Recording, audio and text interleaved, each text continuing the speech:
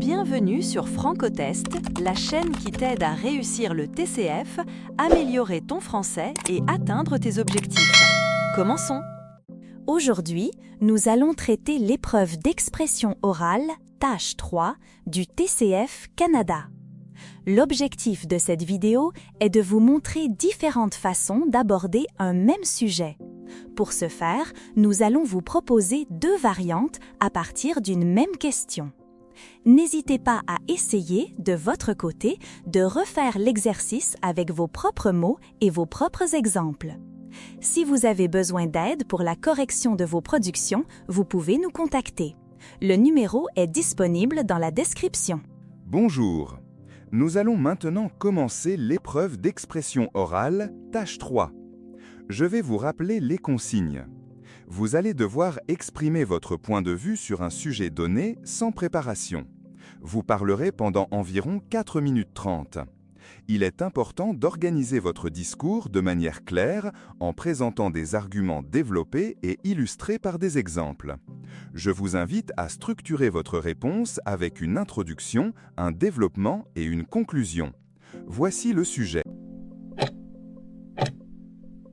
La diversité au sein des écoles favorise-t-elle l'épanouissement de tous les élèves?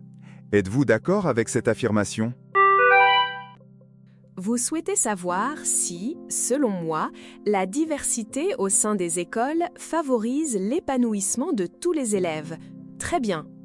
Pour ma part, je pense effectivement que la diversité est bénéfique pour l'apprentissage et le développement personnel et je vais développer plusieurs arguments à ce sujet. Tout d'abord, la diversité permet aux élèves de découvrir et de comprendre différentes cultures et modes de pensée. En effet, lorsqu'une classe regroupe des élèves venant de milieux variés, chacun peut apprendre des expériences et des traditions des autres. Par exemple, un élève qui a grandi dans une autre région ou un autre pays peut partager des coutumes ou des perspectives différentes, ce qui enrichit le point de vue de tous les élèves et favorise l'ouverture d'esprit. Ensuite, la diversité favorise le développement de compétences sociales importantes. Pour être plus précis, les élèves apprennent à collaborer avec des personnes différentes, à respecter les opinions et les comportements des autres et à résoudre des conflits de manière constructive. Par exemple, dans un projet de groupe, travailler avec des camarades ayant des façons différentes de penser ou d'aborder un problème permet à chacun de développer sa capacité d'adaptation et de communication. De plus, la diversité contribue à réduire les préjugés et les discriminations. En effet, le contact régulier avec des personnes différentes permet de mieux comprendre les autres et de diminuer les stéréotypes. Par exemple, un élève qui a des amis issus de cultures différentes est moins susceptible de juger négativement quelqu'un sur sa couleur de peau, sa langue ou ses traditions. Cela favorise un climat scolaire plus inclusif et respectueux, bénéfique pour l'épanouissement de tous. Cependant, il est important de nuancer cette idée. En effet, la diversité seule ne garantit pas automatiquement l'épanouissement de tous. Pour que cela fonctionne, il faut que l'école mette en place un accompagnement adapté, comme des activités pédagogiques inclusives, des discussions sur le respect et l'égalité, ou encore un soutien pour les élèves qui rencontrent des difficultés d'intégration. Sans ces mesures, la diversité pourrait entraîner des malentendus ou des tensions. En conclusion, je suis convaincue que la diversité au sein des écoles favorise l'épanouissement de tous les élèves, à condition qu'elle soit accompagnée d'un cadre éducatif inclusif et bienveillant. Elle permet de développer l'ouverture d'esprit, les compétences sociales et le respect des différences, ce qui est essentiel pour préparer les élèves à vivre dans une société pluraliste et harmonieuse. Je vous remercie de votre attention. Les employeurs doivent-ils permettre à leurs employés de suivre des formations tout au long de leur vie professionnelle? Cela est-il bénéfique pour tout le monde? Cela est-il bénéfique pour tout le monde?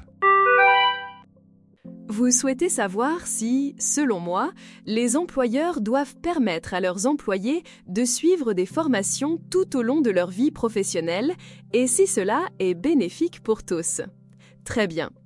Pour ma part, je pense que la formation continue est essentielle, tant pour les employeurs que pour les entreprises, et je vais développer plusieurs arguments à ce sujet. Tout d'abord, permettre aux employés de se former régulièrement améliore leurs compétences et leur employabilité. En effet, dans un monde du travail en constante évolution, de nouvelles technologies et méthodes apparaissent chaque année. Par exemple, un salarié qui suit des formations en informatique ou en gestion de projet pourra rester à jour et conserver sa valeur sur le marché du travail. Cela lui permet non seulement de progresser dans sa carrière, mais aussi de se sentir plus compétent et motivé dans ses fonctions. Ensuite, la formation continue favorise l'innovation et la productivité au sein de l'entreprise. Pour être plus précis, des employés mieux formés peuvent proposer de nouvelles idées, améliorer les processus et résoudre des problèmes plus efficacement. Par exemple, une équipe qui suit régulièrement des formations en marketing digital pourra mettre en place des stratégies plus performantes et adaptées aux évolutions du marché. Ainsi, la formation profite à la fois à l'individu et à l'organisation. De plus, la possibilité de se former contribue à la motivation et à l'épanouissement des employés. En effet, savoir que l'entreprise soutient le développement personnel et professionnel de chacun augmente le sentiment de reconnaissance et d'appartenance. Par exemple, un employé qui suit une formation sur la communication ou le leadership pourra se sentir plus confiant pour occuper des responsabilités supérieures. Cette dynamique améliore la satisfaction au travail et réduit le risque de burn-out ou de turnover. Cependant, il est important de nuancer cette idée. En effet, tout le monde ne bénéficie pas nécessairement de la même manière des formations. Certaines personnes peuvent être moins motivées, moins disponibles ou ne pas voir l'intérêt immédiat de certaines compétences. De plus, la qualité et la pertinence des formations sont essentielles. Des programmes mal conçus ou trop théoriques peuvent être inefficaces et représenter une perte de temps et de ressources pour l'entreprise. En conclusion, je suis convaincue que les employeurs doivent encourager et permettre la formation continue de leurs employés. Bien organisée et adaptée aux besoins individuels et collectifs, elle améliore les compétences, la productivité et la motivation, ce qui est bénéfique à la fois pour les salariés et pour l'entreprise.